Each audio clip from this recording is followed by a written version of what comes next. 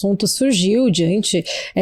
de algumas reportagens e artigos que falam muito, né, se o Brasil pode acabar se tornando, né, iguais a outros países da América Latina. Então, antes da gente se aprofundar exatamente, né, nesses outros países da América Latina, eu sei que é muito simplório falar em política definindo apenas em direita e esquerda, né, é uma dicotomia aí binária sem força, na verdade, para abranger a complexidade exatamente, né, das ideologias e também do cenário de cada país. Mas a gente vê que hoje em dia, né, as pessoas tratam muito esquerda ou direita. Para a gente tentar, né, fazer uma análise exatamente, né, nesse ano político polarizado, né, que tem usado-se muitos termos, às vezes até erroneamente, esses termos políticos, eu queria que você trouxesse aqui, né, para a gente uma explicação, uma análise exatamente, né, do que são exatamente os partidos de direita e de esquerda.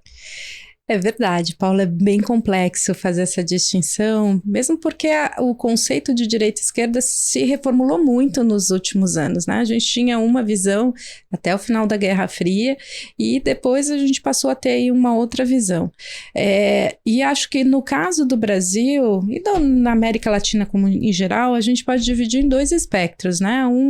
O que a gente chama de progressista, que tem pautas de defesa principalmente de uma visão de que o Estado tem um papel grande e importante na promoção de desenvolvimento, então, tanto políticas sociais contra numa versão aí de um papel do Estado na economia, né, tendo uma capacidade de intervenção maior, né, então o Estado impulsionador, e de outro lado o que seria a direita, que é uma direita econômica, que se preocupada com os aspectos de liberalização, privatização, quanto menos Estado envolvido nas questões econômicas e no dia a dia da sociedade, seria o ideal, né? No caso do Brasil, a gente ainda tem um outro recorte, que é o recorte que a gente chama moral, né, que divide esses grupos também em uma visão de que a sociedade tem alguns costumes, visões e uma moral que a define, e aí mais tradicional, uma visão que está baseada numa percepção de que é tradicional, baseada na religião, com forte ligação com grupos religiosos, e de outro lado, aqueles que novamente os progressistas, que também é a esquerda, que se define mais universais, não estão preocupados com direitos mais gerais, com aspectos ligados à inclusão, com uma discussão mais identitária, né? Como que eu me coloco no mundo, aonde eu estou e como que eu me reconheço dentro de um determinado grupo. Então, ela se tornou mais complexa mesmo. Então, definir esquerda e direita se simplifica.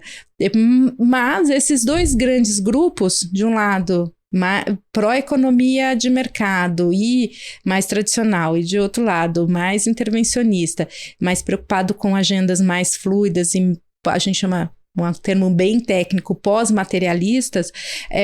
se dividem entre esquerda e direita hoje. Então, de uma explicação, tentativa aqui de uma explicação rápida, seriam essas as grandes divisões. E acaba sendo que a gente tem um grupo moderado, que é o centro, que se define, né, que em alguns momentos pende para um lado e em outros momentos pende para o outro. Então, essa dinâmica não é só no Brasil, essa é uma dinâmica internacional, não é uma característica nossa. A gente sempre acha que só acontece no Brasil, mas isso está acontecendo no mundo e essas divisões estão sendo cada vez mais delineadas em todas as sociedades.